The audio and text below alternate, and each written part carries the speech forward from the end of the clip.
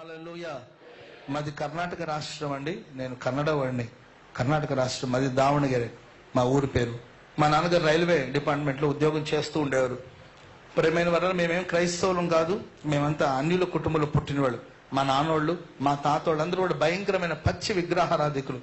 అప్పుడే కాదు, ఇప్పుడు కూడా మా ఫ్యామిలీలో చాలా మంది విగ్రహారాధనలో ఉన్నారు. నేను చిన్నప్పుడు నా తల్లి గర్భంలోనే చనిపోయినని డాక్టర్లు చూసి చెప్పారంట.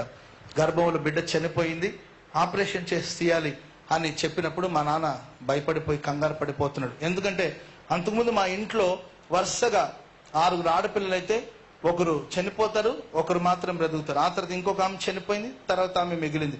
ఆ తర్వాత ఇంకొక ఆమె, ఇట్లా వరుసగా ఆరుగురులో 3 చనిపోయారు, 3 మాత్రమే బ్రతికారు. ఇట్లా వరుసగా జరుగుతుంది. ఆ తర్వాత వచ్చిన వరుసలో నేను నా తల్లి గర్భంలో పడ్డాను. నేను తల్లి గర్భంలో పిండంగా ఉండగానే బిడ్డ చనిపోయిందని డాక్టర్లు చెప్పారంట. ఆ సమయంలో మా అమ్మగారు కంగారు పడిపోతుంది, మా నాన్నగారు కూడా ఏడుస్తున్నారు. సరే ఆపరేషన్ చేస్తే మళ్ళా పెద్ద ప్రాణానికి, అంటే బిడ్డ చనిపోద్దనే బాధ ఉందో లేదో తెలియదు కానీ తల్లి ప్రాణానికి కూడా ప్రమాదం అయితే అప్పటికే ఇంట్లో పిల్లలు ఉన్నారండి, వాళ్ళ పరిస్థితి ఏంటని మా నాన్నగారు కంగారు పడి ఏడుస్తున్నారు. ఆ సమయంలో మా అమ్మగారు చిన్న ప్రార్థన చేసుకునిందంట. మా అమ్మగారు కూడా పెద్ద భక్తి ఏం లేదు కానీ వాళ్ళ నాన్నగారు యేసు ప్రభు గురించి తెలుసుకున్నారంట. మా అమ్మగారు వాళ్ళ నాన్నగారు ఆయన అక్కడికి వెళ్ళి వాళ్ళకి వాక్యం చెప్పేవాడు. ఆ మాట విన్న మా అమ్మగారికి ఎక్కడో నిరీక్షణ కలిగి ఒక చిన్న ప్రార్థన చేసుకునిందంట. ప్రభువా, నా గర్భంలో నా శిశువుని నీవు బ్రతికిస్తే ఈ బిడ్డని నీ సేవకు అర్పిస్తాను అని మా అమ్మగారు చిన్న ప్రార్థన చేసుకున్నారంట. మా అమ్మ ప్రార్థన చేసుకున్న సరిగ్గా 1 గంట లోపల మృతమైన శిశు గర్భంలో కదలడం ప్రారంభించబడిందంట. హల్లెలూయా, హల్లెలూయా. ఆ తర్వాత నేను పుట్టానండి. పుట్టినప్పుడు నేను శారీరకంగా భౌతికంగా చాలా అనారోగ్యంగానే ఉండేవాడిని, బలహీనంగానే ఉండేవాడిని. చాలా ఇబ్బందులు, ఇరుకులని కూడా ఎదుర్కోవలసిన పరిస్థితి వచ్చింది. ఆయన అలాగే కొనసాగించబడుతుండ్రు. మా అమ్మ చెప్పేది, ప్రార్థనకి వెళ్ళరా, చర్చికి వెళ్ళరా, నీ గురించి నేను మొక్కుకున్నాను దేవుడికి, నీ ఎప్పటికైనా దేవుని సేవ చేయాలి అని అమ్మ చెప్తూ ఉండేది. కానీ పెద్దగా నాకు ఆ మాటలు మనసుకు పట్టేది కాదు. మా అమ్మ బలవంతంగా నన్ను తీసుకెళ్లి ఒక చర్చిలో నాకు బాప్తిజం కూడా ఇప్పించడం జరిగింది. బలవంతంగా, అది కూడా తెలీదు, ఏమి కూడా తెలీదు. మొత్తం మీద చిలకరింపు బాప్తిజం ఇప్పించారు ఆ చర్చిలో తీసుకెళ్లి. మా అమ్మగారు నీవు రెగ్యులర్ గా చర్చికి వెళ్ళాలని చెప్పేది కానీ నాకు పెద్దగా ఇష్టం ఉండేది కాదు. పూజలు ఇట్లాంటి మీద ఎక్కువగా మనస్సు ఉండేది నాకు. గుడి చుట్టూ తిరగడం, పూజలు చేయడం, బొట్లు పెట్టుకోవడం, ఇవన్నీ కార్యక్రమాలంతా కొనసాగించబడుతుండేవాడిని చదువుకుంటున్న రోజులు.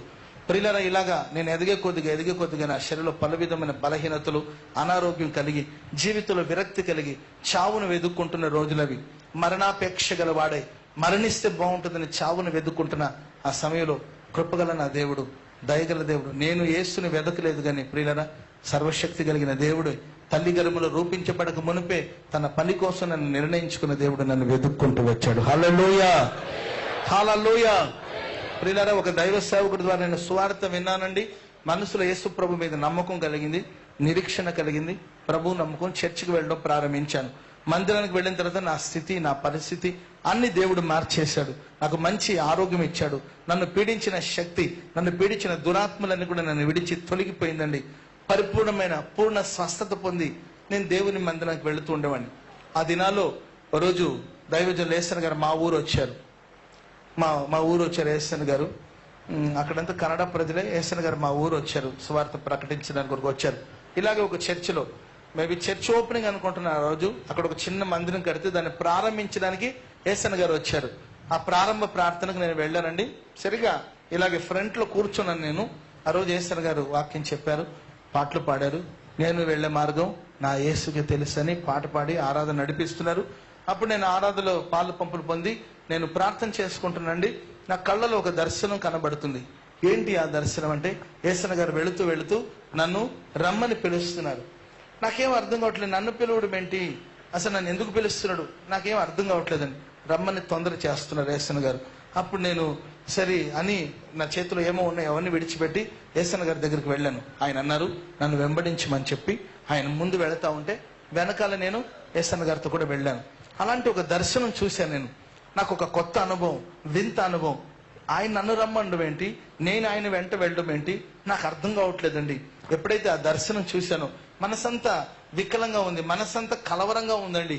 ఏమీ అర్థం కావట్లేదు. ఏం చేయాలి, ఎందుకు ఈ దర్శనం కనిపించింది అర్థమే కావట్లా.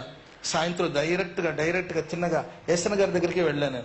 ఇక నెక్స్ట్ రోజు ఏసన్ గారు సోమవారం రోజు వెళ్ళిపోతారు. సో ఏసన్న గారి దగ్గరికి వెళ్ళాను. ఖచ్చితంగా అది జూన్ నెల. హల్లెలూయా. మేబీ అది 15వ తారీఖు లోపలే అనుకుంటాను. జూన్ నెల 15 లోపలే అనుకుంటున్నాను. మేబీ ఈ సమయం అనుకుంటున్నాను. నేను ఏసన్న గారి దగ్గరికి నేను వెళ్ళానండి. వెళ్తే ఏసన్న గారు చూసి ఏంటో బాబు అని అడిగారు. అప్పుడు నేను అన్నా, నాకు ఇలాగ ఒక దర్శనం వచ్చిందండి, మిమ్మల్ని నేను వెంబడిస్తున్నట్లు దేవుడు నాకు చూపించాడు, నేను మీతో కలిసి సేవ చేయాలనుకుంటున్నాను చెప్పాను. అప్పుడు నేను ఇంటర్మీడియట్ చదువుతా ఉన్నాను. పెద్ద వయసు ఏం కాదు, నాకు 18 సంవత్సరాలు ఉంటుంది. అప్పుడు నేను మీతో కలిసి సేవ చేయాలనుకుంటున్నానండి అని అంటే ఏసన్న గారు అన్నారు, సరే బాబు, ఇప్పుడిప్పుడు సేవ అంటే ఎలా, ఇక్కడ పాస్టర్ గారు ఉన్నాడు, ఆయన దగ్గర నువ్వు ఒక సంవత్సరం రోజు ఉన్నావు అనుకో, అప్పుడు నేను మరలా వచ్చి నేను ఏదైనా సందర్భాన్ని తీసుకెళ్తాను, అప్పటిదాకా ప్రేయర్లో ఉండమని ఏసన్న గారు చెప్పారు. సరే, నేను బయలుదేరి తిన్నగా మందిరానికి వచ్చాను. ఎందుకంటే మందిరంలో ఎన్నెన్నో మేళులు ఉన్నాయని చెప్తూ ఉన్నాను. హల్లెలూయా.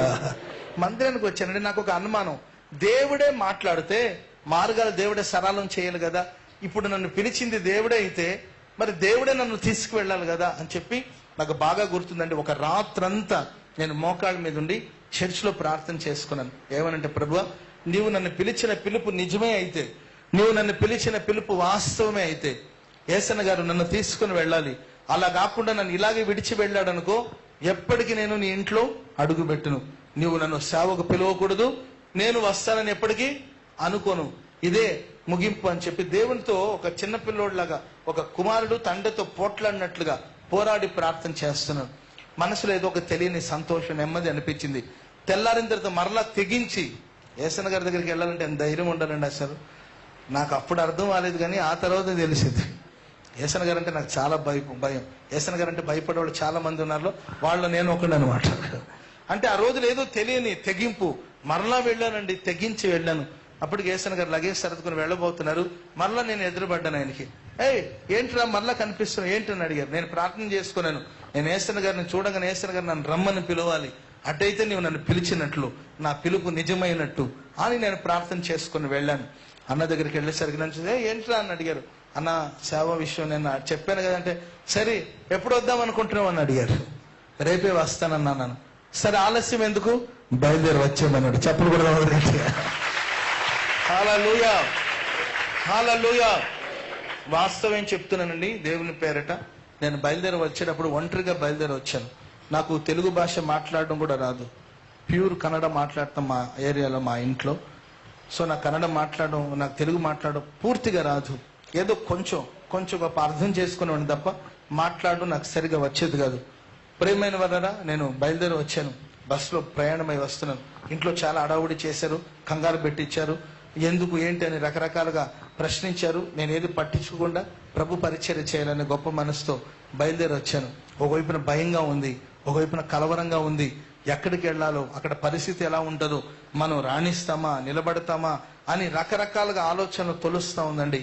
ఆ సమయంలో నేను బస్సులో ప్రయాణం చేస్తున్నప్పుడు దేవుడు నాతో ఒక చక్కని మాట నాతో మాట్లాడాడు. ఏమనంటే, నీవు నా సేవకుడవు, నీలో నేను మహిమను పొందుతాను. హల్లెలూయా. చెప్పండి గట్టిగా, హల్లెలూయా. హల్లెలూయా. నీవు నా సేవకుడు, నీలో నేను మహిమ పొందుతాను. నీవు నన్ను మహిమపరచడం కాదు, నీలో నేనే మహిమను పొందుతాను. ఆ బాధ్యత నాదే అని ప్రభు నాతో మాట్లాడాడు. బస్సులో కూర్చొని ప్రియులారా, నేను ఆ వాక్యం మీద చేతులుంచి కన్నీళ్లతో ప్రార్థన చేసుకుని నేను గుంటూరు రావడం జరిగింది. అప్పటికి నాకు భాష రాదు, ప్రజల పరిస్థితి అర్థం కావట్లేదు, భయంగా ఉంది, కలవరంగా ఉంది, కంగారుగా ఉంది. వెళ్ళిపోదామా, నిలబడదామా, పారిపోదామా అని రకరకాలమైన సమస్యల సుడిగుండాల్లో ఉన్నానండి. ఓ రోజు నేను నా గదిలో ప్రార్థన చేసుకుంటున్నా, అక్కడ గోరంట్లలో గదిలో కూర్చొని ప్రార్థన చేసుకుంటున్నాను. ప్రియమైన వల్లరా, ప్రార్థన చేసుకుంటున్నప్పుడు గోడ మీద ఒక వాక్యం నాకు కనబడుతుంది. ఇవన్నీ నా జీవితంలో జరిగిన నగ్న సత్యాలు, వాస్తవాలు, ప్రభు నన్ను నడిపించిన మార్గాలు మీతో చెప్తున్నాను. గోడ మీద ఒక వాక్యం దేవుడు కనపరుస్తున్నాడు, చూపిస్తున్నాడు. పెద్దగా నాకు తెలియదండి, బైబిల్ అంటే తెలియదు, వాక్యం అంటే తెలియదు, ఏమీ తెలియని రోజున దేవుడు నాతో మాట్లాడుతూ ఉన్నాడు. ఏమనంటే, నేను నీకు అప్పగించిన దాన్ని నువ్వు జాగ్రత్తగా గైకొని నడిచిన ఎడల ఈ మందిరం మీద నేను నిన్ను అధికారిగా నిలబెడతాను, నా సన్నిధి నిలిచే భాగ్యాన్ని నీకు ఇస్తానన్నాడు. హల్లెలూయా. హల్లెలూయా. పిచ్చితనం, చిన్నతనం ఏంటంటే పసితనం పెద్దగా తెలీదు. వెంటనే నా డైరీలో రాసుకునేవాడిని. నాకు ఇంతకుముందు డైరీలో రాసుకునే అలవాట్లు ఉండే. ఏ చిన్న సందర్భాన్నైనా డైరీలో రాసుకున్నాను. నేను ప్రార్థన చేసుకుని వదిలేశాను. ఇంచుమించు 15 సంవత్సరాలు గడిచిపోయింది. ఆయా చోట్ల పరిచయలో కొనసాగించబడ్డాను. నత్తిగా మాట్లాడాను, చిన్న చిన్న మాటలు నేర్చుకున్నాను, సేవ చేస్తూ వచ్చాను. పరిశుద్ధుల చేతుల మీద నీళ్లు పోస్తే జీవితం ధన్యమవుతుందని అనుకునేవాడిని నేను. ఇది చాలా మంది రొటీన్గా అంటుంటారు, కానీ ఇది నేను వాస్తవంగా చెప్తున్నానండి. పరిశుద్ధుల దగ్గర సేవ చేసుకుంటే చాలు, ఎస్ఎన్ గారు లాంటి వారి పాదధూళి మన మీద ఉంటే చాలు అని భరిస్తూ వచ్చాను. ఎన్నో పోరాటాలు, సేవలో నిలబడతామో లేదో అర్థం కాని పరిస్థితులు కూడా చాలా వచ్చినాయి. నిందలు, అవమానాలు, సమస్యలు, పోరాటాలు, కలవరాలు, ఎన్నెన్నో సమస్యలు వచ్చినాయి. ఎందరో దైవజనులు ఆదరించారు, ఎందరో దైవజనులు బలపరుస్తూ వచ్చారు, ఎంతో మంది సేవకులు ఆదరణ ఇస్తూ వచ్చారు. సేవకుల ప్రేమ, దైవజనుల ఆదరణ, ఎస్ఎన్ గారి యొక్క ప్రేమ నిలుపుతూ వచ్చిందండి. సరిగ్గా 15 సంవత్సరాలు గడిచిన తర్వాత నేను మరలా గుంటూరు వచ్చాను. ఏసన్న గారు నన్ను గుంటూరు తీసుకొచ్చారు. అప్పటికి ఏసన్న గారు అనారోగ్యంగా ఉన్నారండి, కాస్త బలహీనంగా ఉన్నారు ఏసన్న గారు. ఆ సమయంలో నేను కొంచెం కలవరపడతా ఉన్నాను. నన్ను ఎందుకు తీసుకొచ్చారు ఏసన్న గారు ఇక్కడ? ఏసన్న గారి దగ్గర ఉండాలంటే చాలా కష్టం కదండి. ఏసన్న గారి మధ్యలో ఉండాలంటే కాలుచున్న రాళ్ల మధ్యలో ఉన్నట్టే. హల్లెలూయా. చాలా కష్టం, అంటే చాలా స్ట్రిక్ట్ గా ఉంటారు అన్న. చిన్నదైనా కానీ ఒప్పుకోరు, వెంటనే కోపడతారు.